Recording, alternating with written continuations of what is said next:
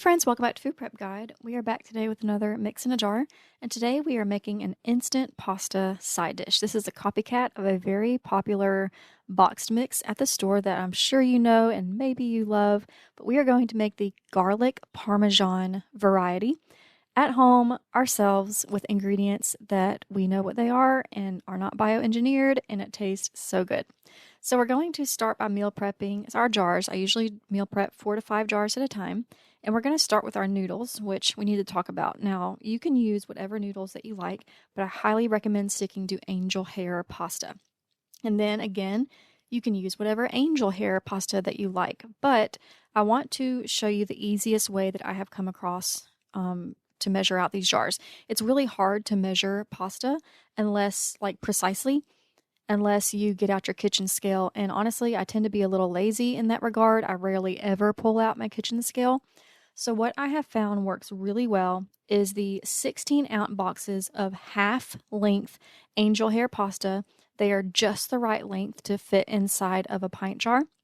And one box divided into 4 equal parts gives you enough noodles to make this recipe precisely and without having to get out your kitchen scale. Now, if you want to get out your kitchen scale, by all means do that. It's going to be roughly 1.5 cups of angel hair pasta per jar.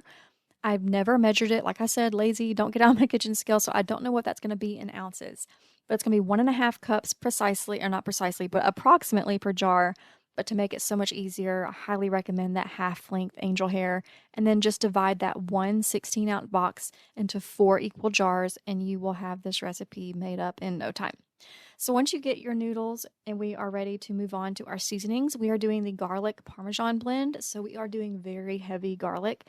We are going to do 2 tablespoons of dried minced garlic. This is my freeze-dried garlic from our harvest about 2 years ago now.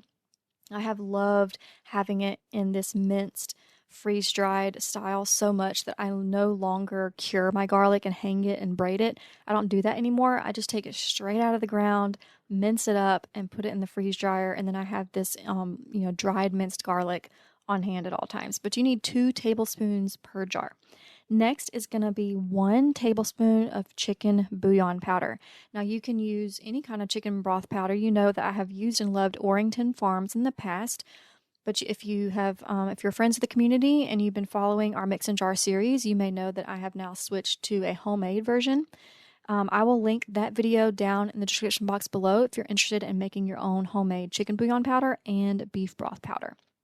Next is dried parsley. And we need 1 tablespoon of dried parsley. Now, if you like parsley, you can totally double this to 2 tablespoons. I think the boxed mix in the store is pretty heavy on the parsley, but 1 tablespoon of dried parsley has been just the right amount for our family. And then we need pepper. You just need half a teaspoon of pepper per jar. And last but not least, we need a 1/4 teaspoon of salt. We love Redmond's real salt, and that's it. So you can see how the noodles stick above the rim of the jar just a little bit. But when you go to screw down your lid and ring, you'll hear a little bit of crunching noise, and it's just breaking off the teeny tiny tips of those pieces that stick above the rim, and then the jar seals just fine. I do vacuum seal these, and once vacuum sealed, these can last on your shelf for years. Now, real quick, before we make this up, I wanted to mention that this recipe, along with many others, are inside of our Mix and Jars Volume 2 cookbook, where Volume 1 focused on pantry staples, Volume 2 focuses on meals, one-pot meals, side dishes, desserts, and more. If you are interested, the link is down in the description box below, or you can comment noodles, and I'll send you the link directly as a reply to your comment.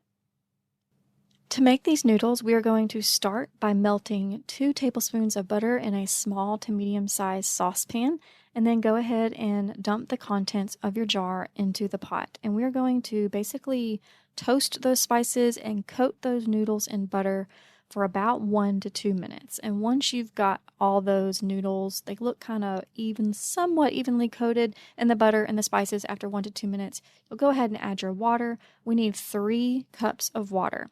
And then mix that all together. Try to get the noodles submerged back underneath that water line. And then once you've done that, go ahead and increase your heat up to high and bring that pasta to a boil. Once it is boiling, you want to set a timer for 5 minutes and continue to let it kind of boil pretty hard for about 5 minutes, stirring occasionally. After those 5 minutes are up, go ahead and remove the lid and lower your heat down to about a simmer and simmer for a few more minutes with the lid off. Now, this part, as far as the timing goes, it might be 3 minutes, it might be 7 minutes. It kind of goes back to the fact that the noodles are not precisely measured by ounces, but if you do the half angel hair divided equally into 4 parts like I do, then the simmering process takes about 4 minutes. Okay, so once the noodles have pretty much absorbed most of the water and they're all nice and tender, you're ready to add the other ingredients, and that is half a cup of heavy cream and 1 cup of grated or shredded Parmesan cheese. I much prefer to do the fresh shredded Parmesan, but I was out in this at this time and I had to use some of that grated Parmesan. But 1 cup total of Parmesan cheese, and then mix all of that together.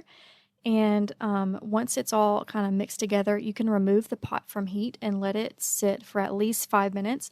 That cream is going to thicken up and really coat those noodles beautifully in that kind of 5-minute cool off time when it's just kind of sitting there. This is an excellent side dish. Our whole family loves this. You can easily turn it into a meal by adding some canned chicken. Hope that was helpful. Hope you enjoy. That's all for today. Bye.